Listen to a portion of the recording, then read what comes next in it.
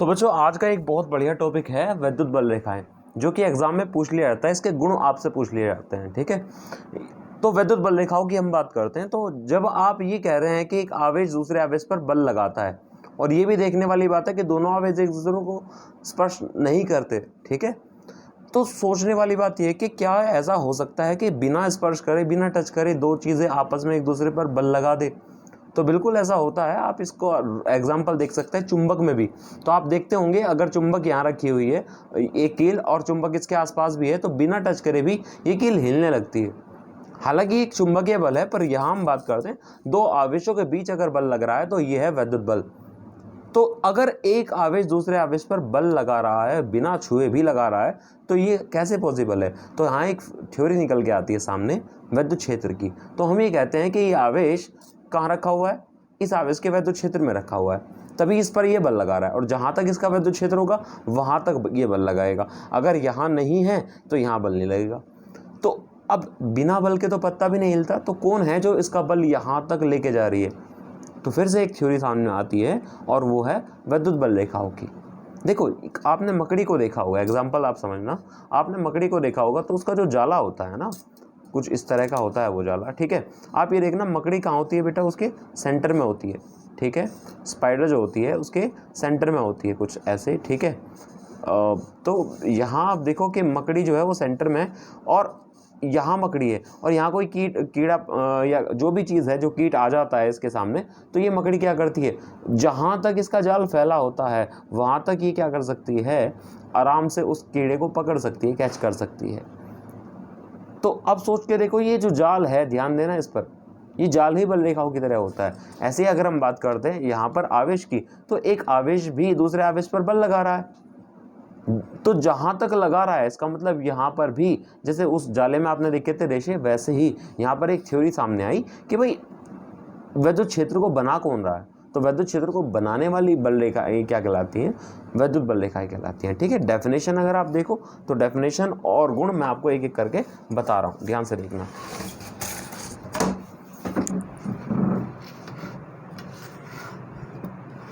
देखो, वैद्युत बल रेखाओं की बात करते हैं तो वे अदृश्य बल रेखाएं जो किसी आवेश के चारों ओर इसके वैद्युत क्षेत्र का निर्माण करती हैं। मैंने अभी आपको बताया, जहां तक वैद्युत आवेश जाएगा, वैद्युत क्षेत्र होगा, तो क्षेत्र को बना कौन रहा है?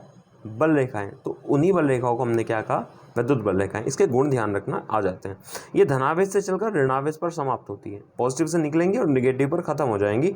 ये कभी बंद लूप नहीं बनाती हैं। ध्यान रखना ये बात कि ये कभी बंद लूप नहीं बनाएंगी, क्योंकि धनावेश से चल के ऋणावेश पर खत्म हो गई तो बंद लूप बनाएंगी नहीं। दो वैद्युत बल रेखाएं एक दूसरे को कभी भी नहीं काटती है। ये बहुत पूछा जाता है कि क्यों नहीं काटती है, क्योंकि अगर वो काटेंगी तो कटान बिंदु पर दो दिशाएं होंगी, वो भी अलग अलग वैद्युत क्षेत्र की, और ऐसा होना असंभव है। और समान आवेशों के कारण वैद्युत बल रेखाएं परस्पर प्रतिकर्षित करती हैं और विपरीत बल आवेशों के कारण आकर्षित करती हैं, ठीक है।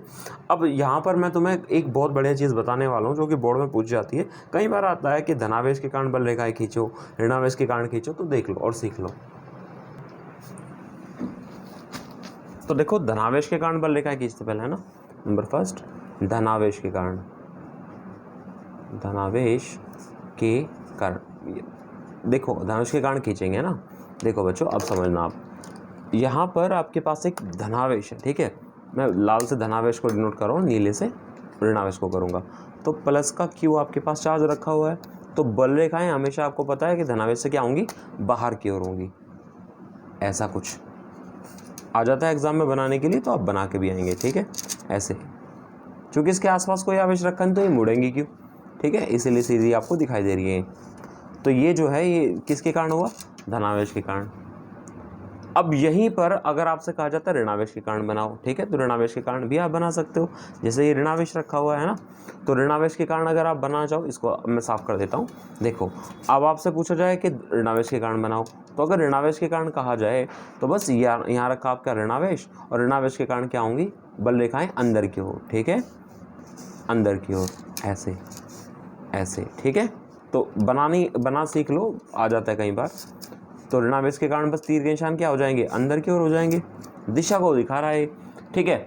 अब धनावेश के कारण भी हो गया और निगेटिव के कारण भी हो गया, यानी कि ऋणावेश के कारण भी हो गया। अब आपसे पूछ लिया जाता है कि वैद्युत द्विध्रुव के कारण खींचो, ये तो सिंगल सिंगल आवेश थे। अब देखो अगर वैद्युत द्विध्रुव के लिए पूछे, किसके लिए, वैद्युत द्विध्रुव के लिए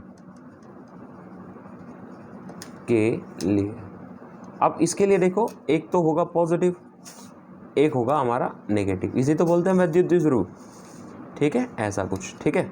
अब बल रेखाएं बनाओ ज़रा, तो धनावेश से कहाँ को होंगी हमेशा, अभी आपको मैंने बताया धनावेश से किसकी ओर को होंगी, ऋणावेश की ओर, ठीक है, धनावेश से ऋणावेश की ओर, ऐसा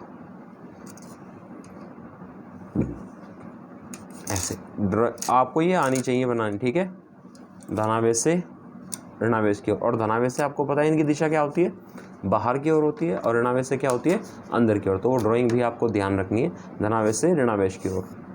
गलती से भी ये नहीं करना कि ऋणावेश से धनावेश की ओर, नहीं, हमेशा धनावेश से ऋणावेश की ओर, ठीक है, धनावेश से बाहर की ओर और ऋणावेश से अंदर की ओर, काट के मत दिखाना बिल्कुल भी, ठीक है। तो ये लो, तो ये किसके कारण हो गई, ऋणावेश के कारण हो गई, ठीक है, ऐसे। अब एक और चीज़ आती है यहाँ पर, कई बार आपसे पूछ लिया जाता है कि भाई दो धनावेश एक दूसरे के आसपास रखे हैं, ठीक है, उनके कारण बना के दिखाओ, तो उनके कारण भी आप बना सकते हो, ठीक है। कैसे बनाओगे, देखो अगर दोनों पॉजिटिव एक साथ रखे हो तो क्या करोगे, जैसे कि यहाँ पर एक पॉजिटिव ये रहा और एक पॉजिटिव ये रहा, तो जैसे ही अब आप देखो एक पॉजिटिव दूसरे पॉजिटिव के पास जाएगा, लेकिन आपको पता है कि विद्युत बल रेखाएं एक दूसरे को क्या करेंगी, प्रतिकर्षित करेंगी। उदाहरण के तौर पर ये बहुत ज़्यादा अमीर आदमी है और ये उससे भी ज़्यादा अमीर आदमी है, तो एक अमीर आदमी दूसरे अमीर आदमी को जाकर अपना एटीट्यूड दिखाएगा, घमंड दिखाएगा पैसे का, तो वो क्या उसका सम्मान करेगा, उसको भगा देगा, क्योंकि दोनों में से किसी को भी किसी की ज़रूरत नहीं है, दोनों एक ही जैसे तो हैं। तो बल रेखाएँ आएंगी तो, लेकिन वो रास्ते में क्या हो जाएंगी, प्रतिकर्षित हो जाएंगी, कुछ ऐसे। मैंने आपको बताया भी था कि दो बल रेखाएं एक दूसरे को प्रतिकर्षित करती हैं, ठीक है, ऐसा कुछ। इससे बहुत बार क्वेश्चन पूछे जाते हैं, ध्यान रखना, सीधे सीधे क्वेश्चन आते हैं। तो बस तीर के निशान क्या दिखा देंगे, बाहर की ओर दिखा देंगे, ठीक है, एक एक को ध्यान से समझते रहना, प्रैक्टिस करना, बाहर की ओर, ठीक है। और यहीं पर आपसे पूछा जाए कि ऋणावेश के कारण, अगर दो ऋणावेश होते तो क्या करते, तो दो अगर ऋणावेश होंगे तो भी कोई दिक्कत नहीं है, बस तीर के निशान क्या आ जाएंगे, अंदर की ओर आ जाएंगे। देखो कैसे, अगर दो ऋणावेश यहाँ पर हुए तो भी कोई दिक्कत नहीं है, तो भी ये क्या करेंगे, एक दूसरे को प्रतिकर्षित करेंगे। भाई एक भिखारी दूसरे, भिखारी का मतलब यहाँ पर समझना नेगेटिव, ठीक है, तो नेगेटिव जो इलेक्ट्रॉन्स को कंज्यूम करता है, लेता ग्रहण करता है, तो एक भिखारी दूसरे भिखारी के पास जाता है कि भाई मुझे कुछ खाने के दो, अल्लाह के नाम पे दे दो, तो क्या ये दे पाएगा इसको, क्योंकि दोनों के पास कमी है, तो कोई किसी को क्या ही देगा, ठीक है। तो ये क्या हो गए, रास्ते में ही प्रतिकर्षित हो जाएंगे। बस ध्यान रखना, यहाँ तीर के निशान क्या लगाने हैं आपको, अंदर की ओर लगाने हैं, ठीक है। ये तीर का निशान बताता है कि इलेक्ट्रॉन किस तरफ को जा रहे हैं, बल रेखाएं किस दिशा में जा रही हैं, तो तीर के निशान क्या हो जाएंगे, ऋणावेश से अंदर की ओर। ये कुछ केस हैं जिनसे आपसे क्वेश्चन पूछ सकता है, वो एग्जाम में 1 या 2 नंबर का क्वेश्चन आ जाता है, ठीक है। तो इनको आप तैयार कीजिएगा। Thank you.